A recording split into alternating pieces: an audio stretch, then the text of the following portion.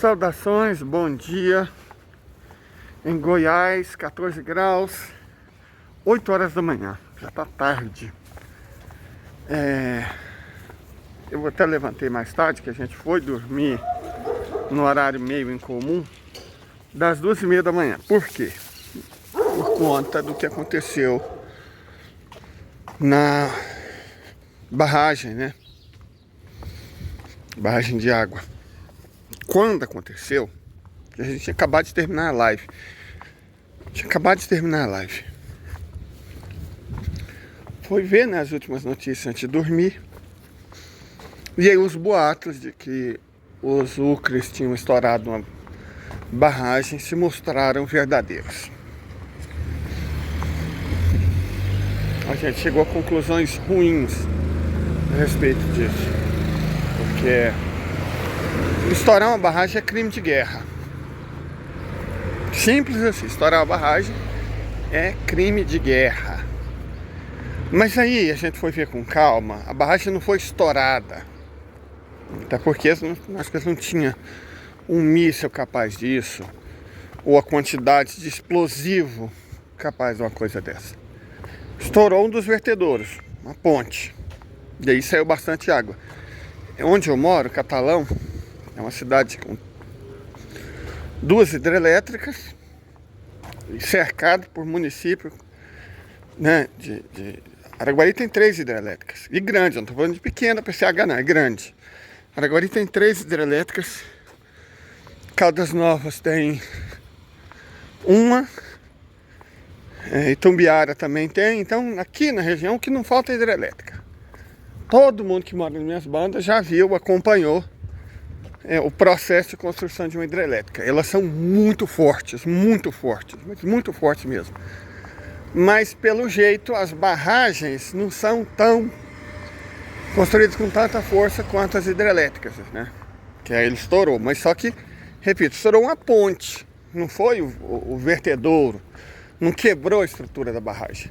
Saiu bastante água, mas é muito diferente quando uma barragem estoura, porque outra coisa que tem na minha cidade é mineradora, e bastante. E onde tem mineradora tem barragem de rejeito, e uma das barragens de rejeito já estourou, né? Vocês devem ter visto, ou está disponível na internet, quando a barragem de Brumadinho estourou, forma-se uma onda, um tsunami, certo? Um verdadeiro tsunami. E é diferente do que deu para ver em... Está mal, hein, doguinho? É diferente do que deu para ver ontem na Ucrânia. Então não foi um estouro de barragem, certo? Saiu bastante água, isso é nítido, mas não estourou a barragem. Se tivesse estourado, aí teria acontecido uma tragédia. E tudo indica que os russos estavam mais ou menos preparados para o que aconteceu, né? As pessoas começaram a ser evacuadas antes, né? Eles mesmos já tinham tirado, acho que todo mundo que não tem muita capacidade de fugir rapidamente. As perdas de vidas humanas vão acontecer, mas não vão ser muito grandes. Hoje é o dia de eu pegar curativo pro meu irmão, mas antes eu preciso de uma sacolinha, gente. Pronto, vamos pegar o negócio lá. Bom, vamos continuar a jornada. Hoje eu não vou por baixo, porque minha mãe falou que queria umas verduras, e eu sei que quando ela quer verdurinha, ela mesma gosta de escolher, porque fala que eu não sou bom nessa arte.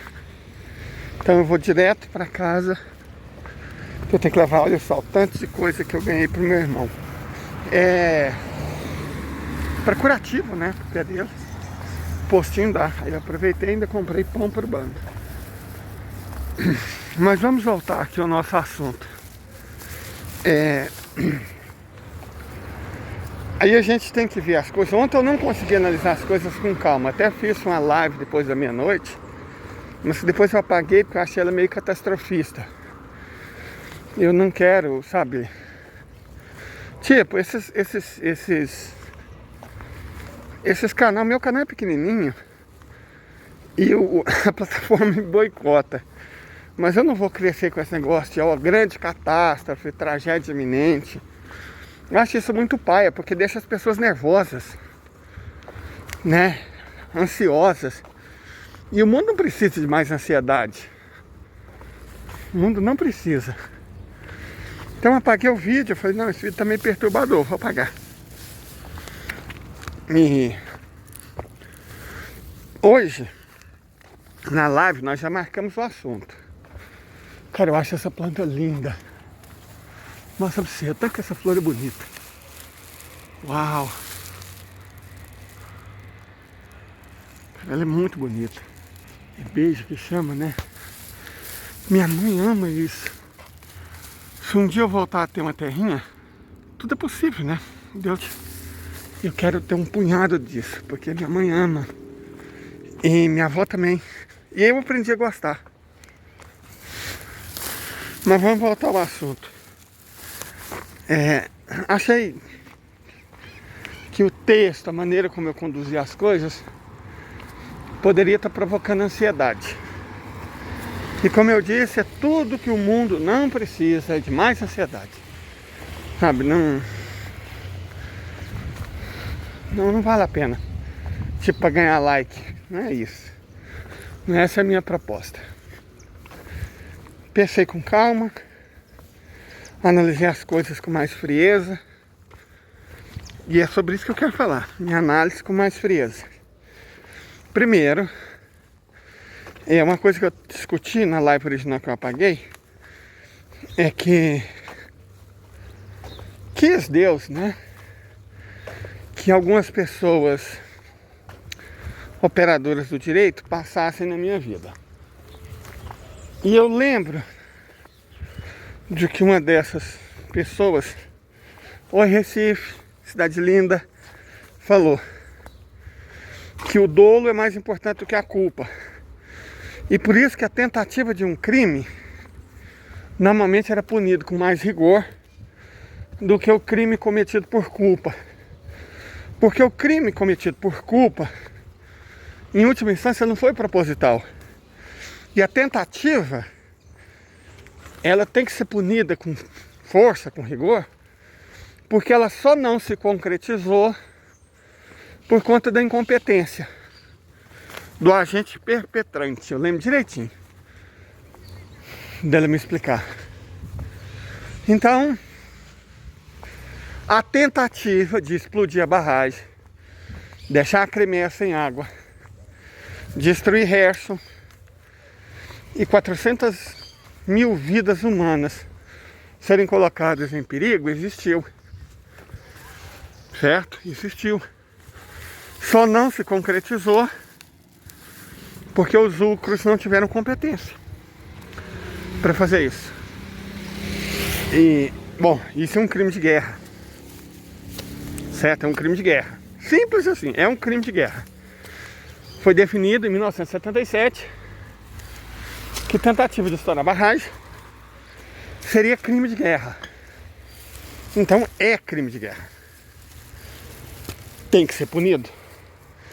Não vai ser o Tribunal Penal Internacional, aquele povo ridículo, que vai punir essa tentativa, evidentemente. Se a federação quiser justiça, ela mesma vai ter que providenciar. Perfeito? Ela mesma vai ter que providenciar. E eu acredito que, em nome de todos os russos, o tio Vlad vai fazer isso. Então essa que é a questão. Ontem, no auge da iminência da tragédia e também da catástrofe, qual que é a diferença?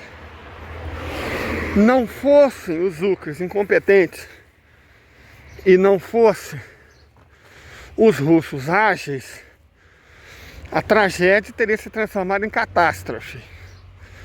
Como assim catástrofe? Cerca de 400 mil pessoas moram a jusante da barragem explodida. Estava repleta de água porque andou chovendo demais.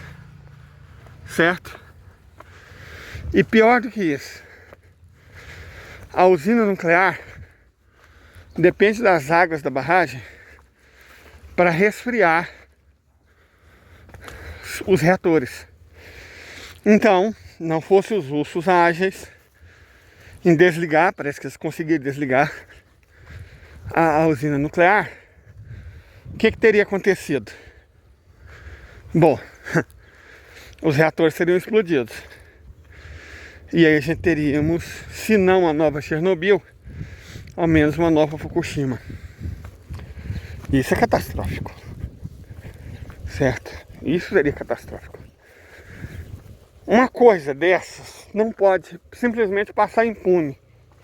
Não dá pra você esquecer, perdoar, passar pano, tratar com coisa de só menos. Não. Algo dessa natureza e dessa magnitude tem que ser punido com severidade. Agora, o presidente, ele tem que levar em consideração o plano geral das coisas, que é o seguinte: a população russa está furiosa. Como eu sei? Porque antes de dormir eu acessei o máximo de canal de Telegram em russo que eu vi. Os russos simplesmente fizeram um pacto de silêncio. Ninguém comentou, nenhum canal, nenhum, e eu sigo vários. Nenhum canal comentou sobre o acontecido. A única declaração oficial foi da prefeita, dizendo que estava tudo bem, ia ficar tudo bem. Ou seja, para evitar pânico, os russos deram uma maquiada nos fatos. Mas é óbvio que hoje toda a Rússia está sabendo.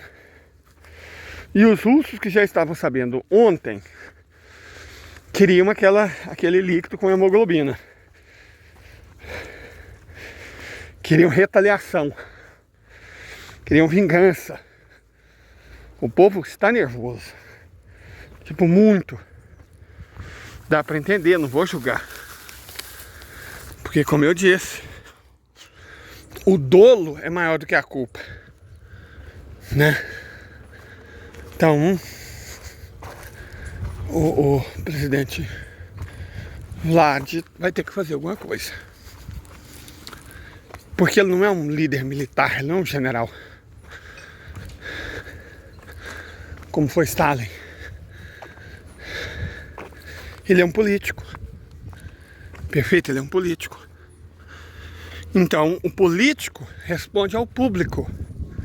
Esse é o étimo da palavra político, que responde à polis, aos cidadãos, ao público. Então, querendo ou não, alguma resposta em um nível mais contundente, ele vai ter que dar. E isso pode ser um obstáculo no planejamento tático operacional em nível estratégico. Porque a gente tinha acabado de discutir isso, gente, na nossa live imediatamente anterior à confirmação. A gente tinha acabado de discutir isso, que o tio Vlad tem que ir devagar, tem que ir no ritmo dele, porque qualquer batalha, qualquer guerra é vencida por quem tem a iniciativa. E se ele fosse reativo, isso significa que a iniciativa teria passado para o lado da OTAN. Ele não podia ser reativo. Mas ele vai ter que reagir, porque ele não é um generalíssimo. Ele é um político. Então ele vai ter que equilibrar a necessidade militar de agir com cautela dentro do planejado com a necessidade política, que o povo russo quer vingança. Quer vingança rápida e quer vingança dura. Ele vai ter que equilibrar essas duas coisas com muita habilidade. E você tem num plano maior uma série de riscos, uma série de perigos. Porque a gente estava até discutindo ontem. Se for analisar como eu, que não tenho as informações que o presidente Vlad tem, que não tem a experiência, não tem a capacidade intelectual, não tem o preparo do presidente Vladimir, o que eu faria é destruir Lvov. Isso, destruir Lvov seria uma restauração. A palavra é essa, quase bíblica, restauração. Destruir Lvov. 400 mil vidas por 400 mil vidas. Mas isso é muito tenso de se fazer. Porque são 400 mil vidas. Se a competência dos russos permitiu que não se perdesse 400 mil vidas, se a incompetência dos ucranianos permitiu que 400 mil vidas fossem poupadas, mesmo com o desejo de que elas não fossem, é importante levar isso em consideração. No fim, claro que vai haver vítimas, porque a água é muito forte, não se sabe se todas as comunidades a jusante da barragem conseguiram ser evacuadas a tempo. Eu acredito que, ironicamente, considerando que o rio serve de fronteira, o Dnieper, ironicamente, é provável que haja bem mais perdas humanas da margem direita, a margem ucra, do que da margem esquerda, a margem russa. Porque quem fez isso não respeita a vida. É um crime de guerra. Certo? Quem fez isso não tem respeito pela vida humana. E aí não só a Rússia, a Ucrânia também. No limite, gente, vida é vida. Certo? Você cometeu um crime capital, Deus, no qual eu acredito, não vai perguntar se você fez a pessoa passar para outro plano espiritual, não vai perguntar se ela era russa, ou ucraniana, ou armênia, ou goiana, ou Caingang. Deus não vai perguntar onde a pessoa nasceu, onde a pessoa viveu, qual era o sexo, a preferência, a religião. Deus não vai perguntar isso. Porque todas as vidas humanas têm o mesmo valor. Todas as vidas humanas, na minha concepção de vida, foram criadas pelo mesmo Criador. E são todas preciosas para Ele. Então é óbvio que... Por isso que o filho fala para não fazer acepção de pessoas. Porque todos filhos, todos irmãos. Então, considerando que, apesar da tentativa, apesar de toda a maldade, as coisas terminaram menos piores do que poderiam ser, o tio Vlad pode, não digo perdoar, mas dar uma resposta proporcional ao número real de vítimas. Você pode escolher as vítimas com cuidado. Dirigentes, os responsáveis, certo? Você não precisa punir indiscriminadamente pessoas inocentes. Eu espero e até acredito que o presidente Vlad tenha esse discernimento. Assim como espero que todos vocês fiquem bem. Estou com os curativos do meu irmão aqui, o pão da minha mãe aqui. E bom dia.